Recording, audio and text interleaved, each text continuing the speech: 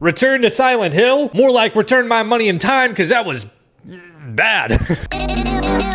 Actually, technically, it wasn't even really that bad. However, I did not think that I would be scratching off being entertained by shit on my 2026 movie bingo card. But, here we are. And before I get into my review, I just want to let you guys know that, my understanding of this lore within the franchise and the games and the movies themselves, I'm very limited, so I didn't go into this with a bias.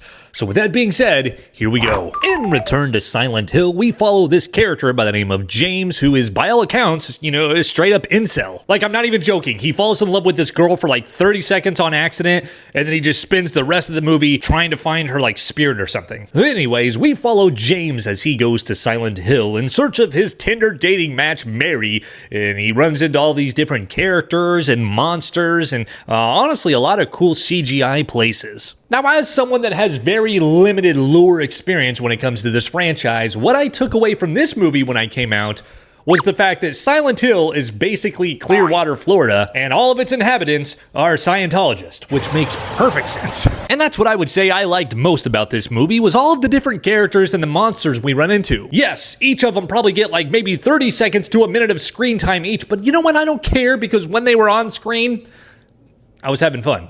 Especially that Pyramid Head guy. My golly, was he just a lot of fun. I went into this movie thinking that I was just going to absolutely hate it. It was going to be one of those generic movie game adaptations, and I was going to be given back shots to this Pyramid Head guy for just having a really terrible time. But you know what? I think along the way, I may have found a friend instead. So yeah, even though I was very entertained by this movie, especially when it comes to the monsters and whatnot, and no, this didn't really feel like a one-star video game movie adaptation, it definitely wasn't far from it. I don't know, it just kind of felt like the director had this sort of confliction with trying to stay as close to the source material as possible when it comes to the games, and then also at the same time just really not knowing what the fuck to do. And a good example for that would be with the monsters themselves. Yes, they are very entertaining, but we spend maybe 30 seconds to a minute with each one, and then we're on to the next sequence, and then the next sequence, and then the next sequence. Yeah, that keeps things very engaging and entertaining, maybe for like the short attention span TikTok crowd, but it just didn't really seem like it felt like it had any sort of direction whatsoever. But I was engaged, I was entertained, so